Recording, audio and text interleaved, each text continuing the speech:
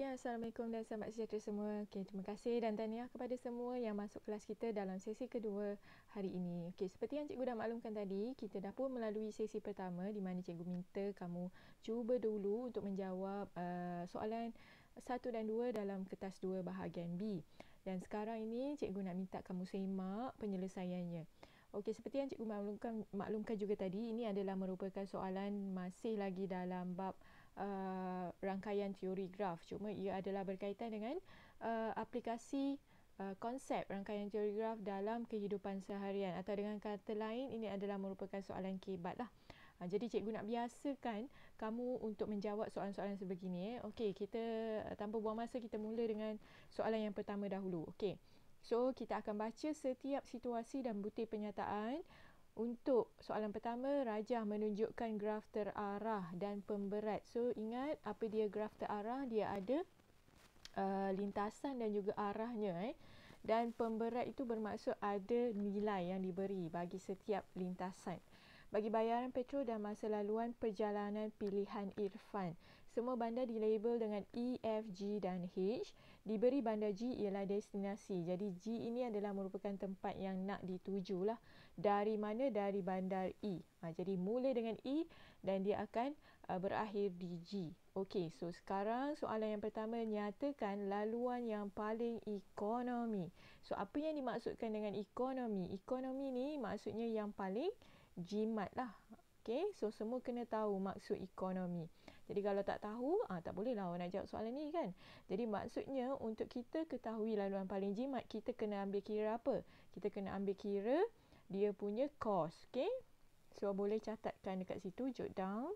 Untuk cost. So sekarang kita mulakan dengan pilihan laluan yang kita ada untuk bermula dari E nak sampai ke G. Jadi kita ada berapa laluan? So kita senaraikan. Kita ada EG,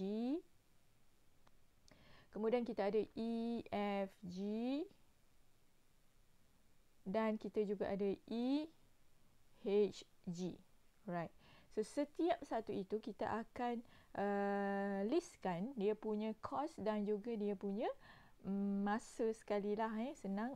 So untuk EG kita tengok dia punya kos RM350 dengan 3 jam. Untuk sampai. Untuk laluan EFG, so kita tambahkanlah 180 tambah 190. So kita akan dapat 290 dengan masa perjalanan adalah 3.4 jam. Untuk yang terakhir EHG, kita tambahkan 135 tambah 175. So kita akan dapat 310. Dengan masa perjalanan adalah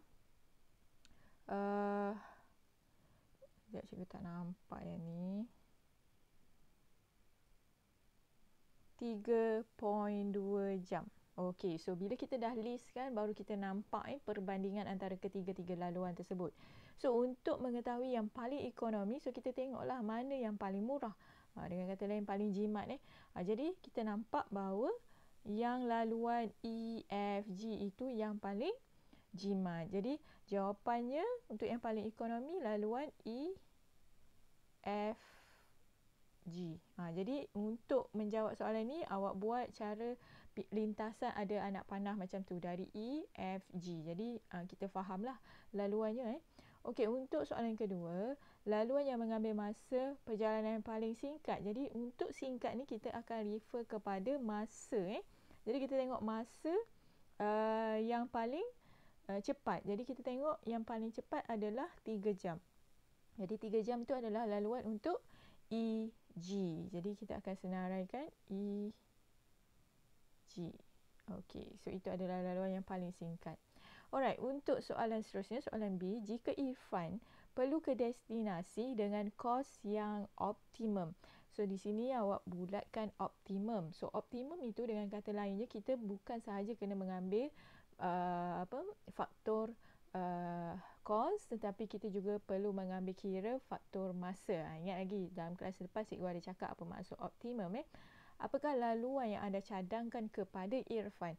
Justifikasi. So justifikasi tu maksudnya ibarat macam kamu berikan alasan kepada jawapan kamu. So kita tengok dalam ketiga-tiga laluan yang ada itu, okey.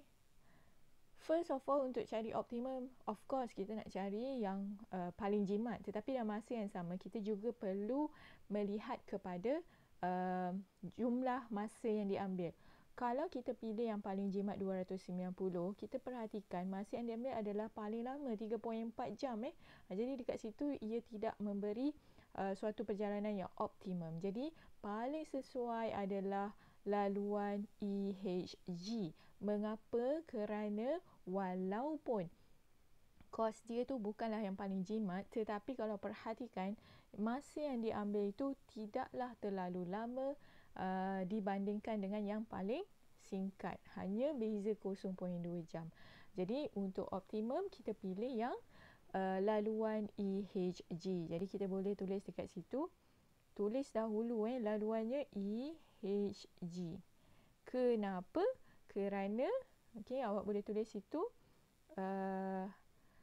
selain daripada jimat, jimatlah berbanding dengan yang RM350 tu kan. Dia punya beza beza waktu hanya 0.2 jam sahaja berbanding dengan EG. Okey. Yang paling singkat tadi. Jadi taklah begitu lama masa yang diambil. Jadi untuk menjawab soalan B, awak kenalah buat sedikit pertimbangan. Okey, tak boleh terus melulu mencari tengok pada jawapan sebab ingat sekali lagi optimum kena mengambil kira faktor-faktor yang ada. Alright, so itu adalah soalan nombor 1. Okey, so sekarang kita beralih kepada soalan yang seterusnya, iaitu soalan yang kedua.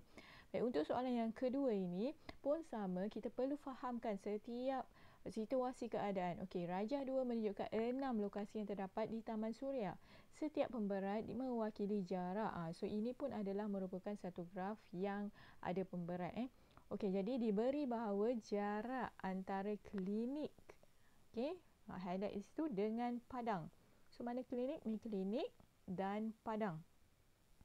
Adalah 3 kali ganda jarak antara sekolah, sekolah dan padang. Okey, so 3 kali ni. Kemudian 90 klinik dan padang itu 90 meter lebih dekat berbanding dengan jarak di antara sekolah dan juga rumah Jun Hao. Okey, so sekolah dan rumah Jun Hao ni. Okey, cikgu pakai warna lain. Ni. Dia dah ada nilai 270. Bila sahaja dah ada nilai, makanya kita dah boleh ada clue untuk apakah jarak yang tadi kita sebutkan. So oleh kerana dia kata klinik dan padang tu 90 lebih dekat daripada rumah Jun Hao, so maksudnya 270 tolaklah dengan 90, maka untuk klinik dan padang kita dah terus dapat nilai 180. Alright.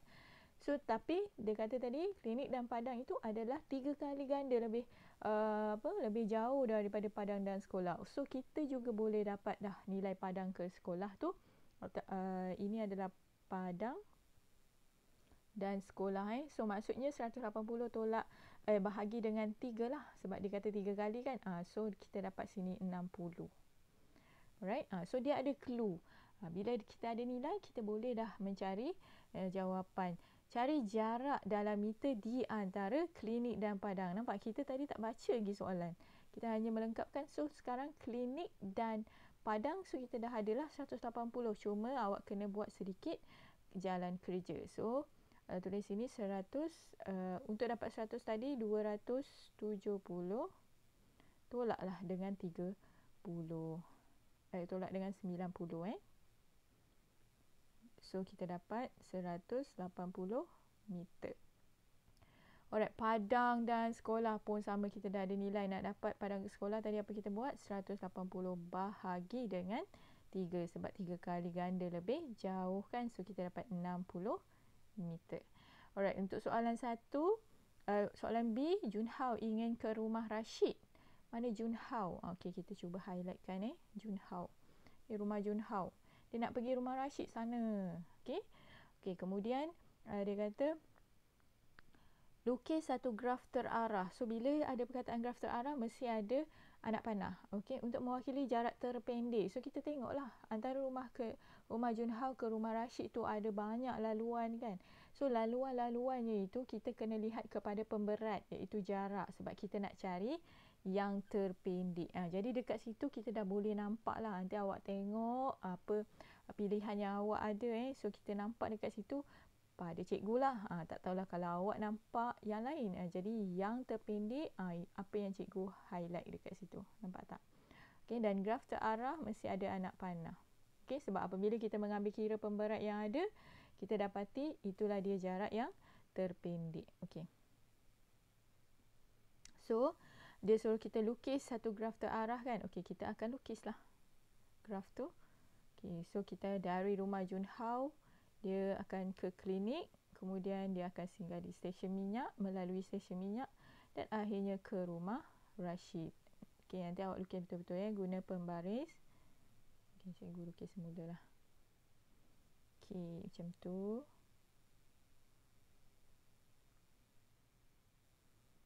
Okay. Dan jangan lupa untuk buat dia punya anak panah. Okay, sebab ni adalah merupakan graf terarah dan lukis dia punya label Kemudian ini adalah 110, ini adalah 170 dan ini adalah 180. Okey, so itu adalah dia graf terarah yang mewakili jarak terpendek. Alright, seterusnya adalah hitung jarak terpendek lah. Bila hitung ni maksudnya kita ambil kira lah semua pemberat-pemberat. Jadi kita tambahkan saja 110 tambah 170. Okey, tambah dengan 180. Okey, so kita kira. Okey, 110. Jawapannya adalah 460.